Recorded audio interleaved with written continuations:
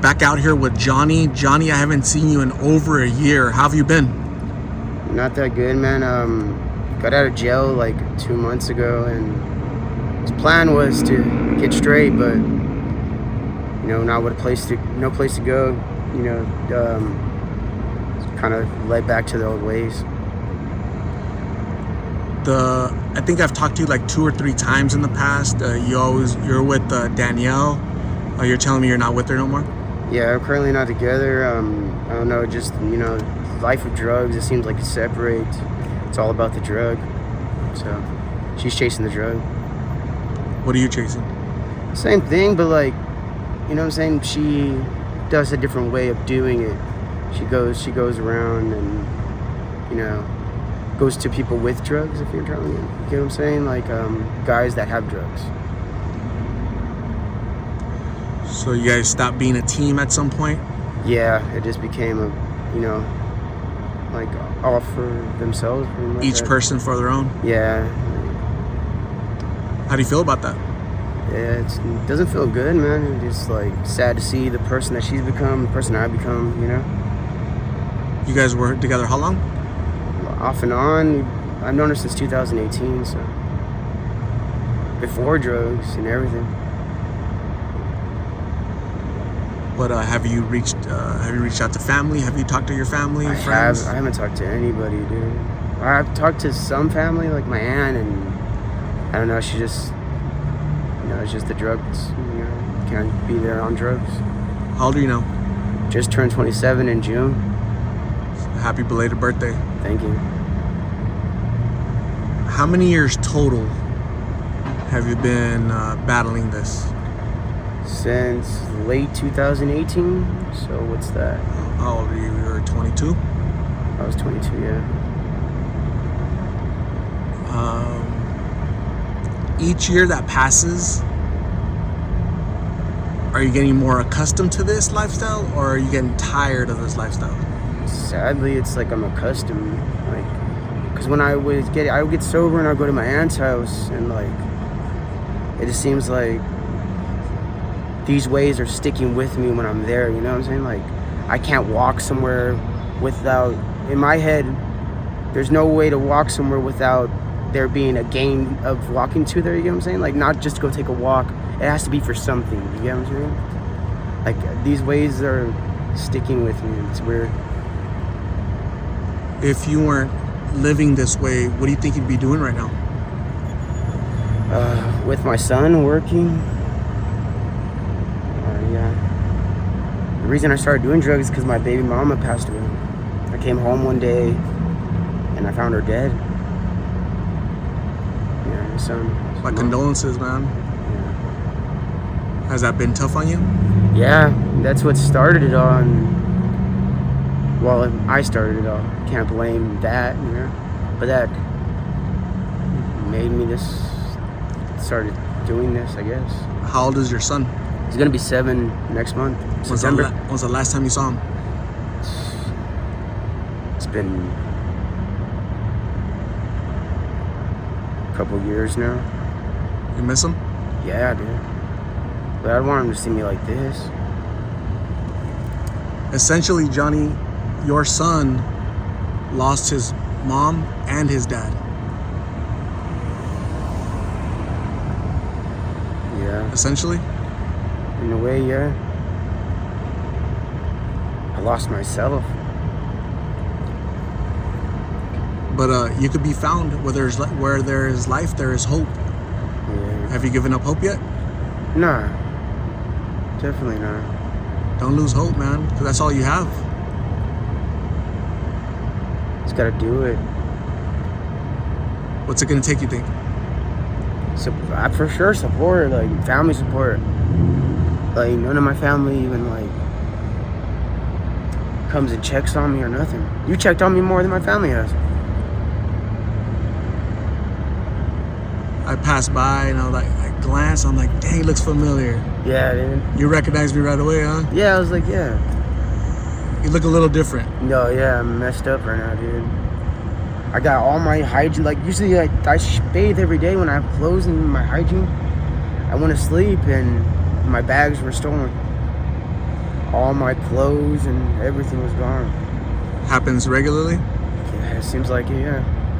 I get stuff, and so I had like extra clothes and soaps and my toothbrush, toothpaste. It was like nothing they can sell for drugs or anything, you know? But they didn't know that, you know? They just stole it thinking there's something in there. But it was just my hygiene. And my food, I had ramen noodles in there. You're being out here all these years, you know how to survive. If you know how to survive, I think you'll also know how to live. Not only should you live for yourself and for the memory of, you know, your ex that you lost, but also for your son, because he needs a father, right? Here come his formative years where he needs a father, fatherly presence, that male role model, right? Yeah. Working and you providing him. Who's he with? Do you know who he's with? My aunt and uncle. They're basically raising him. Yeah. He's been there since he was born.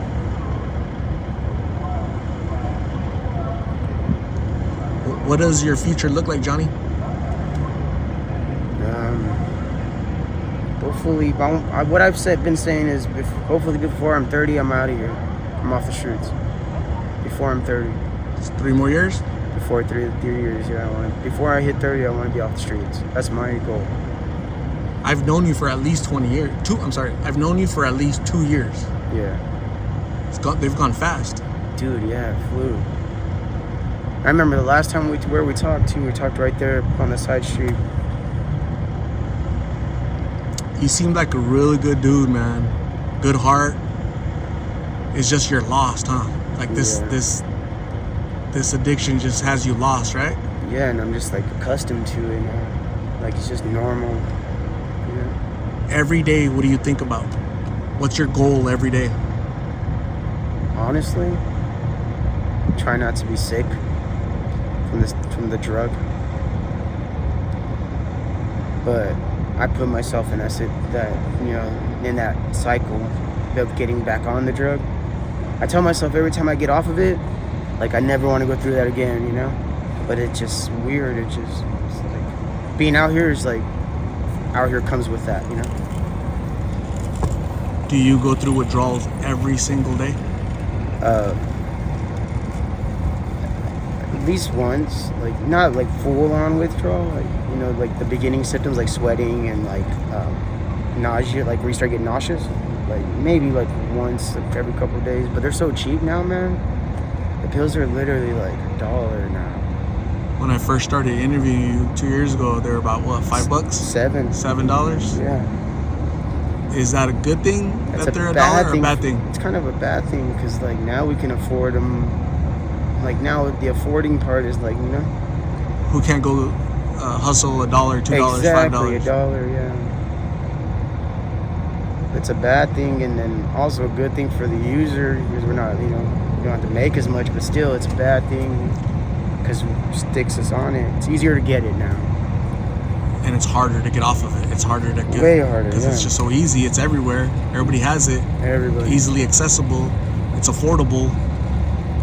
Now it's affordable, yeah.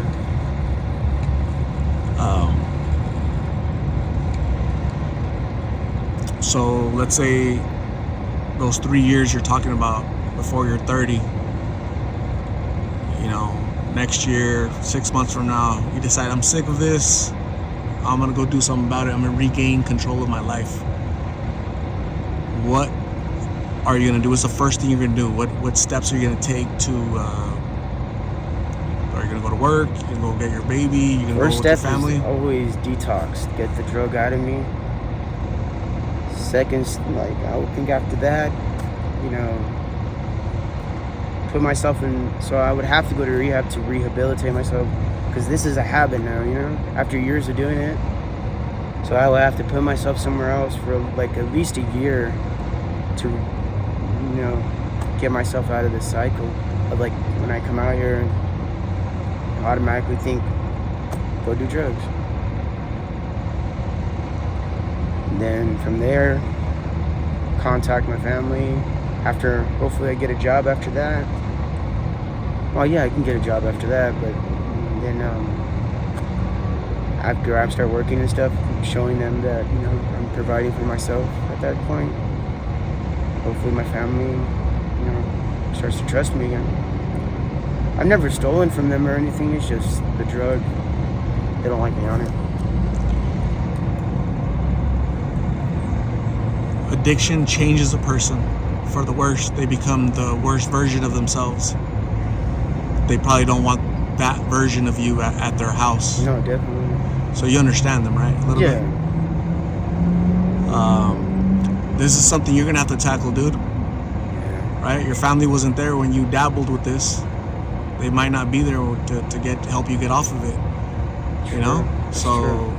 So dig deep, man, because you got a 7-year-old son that's gonna be asking, where's my mom? Where's my dad? You know? Yeah.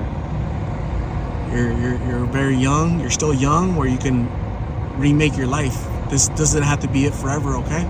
Don't give up, dude. I'm gonna say thank you very much, Johnny, for talking to me. I appreciate you. It was really nice seeing you, man.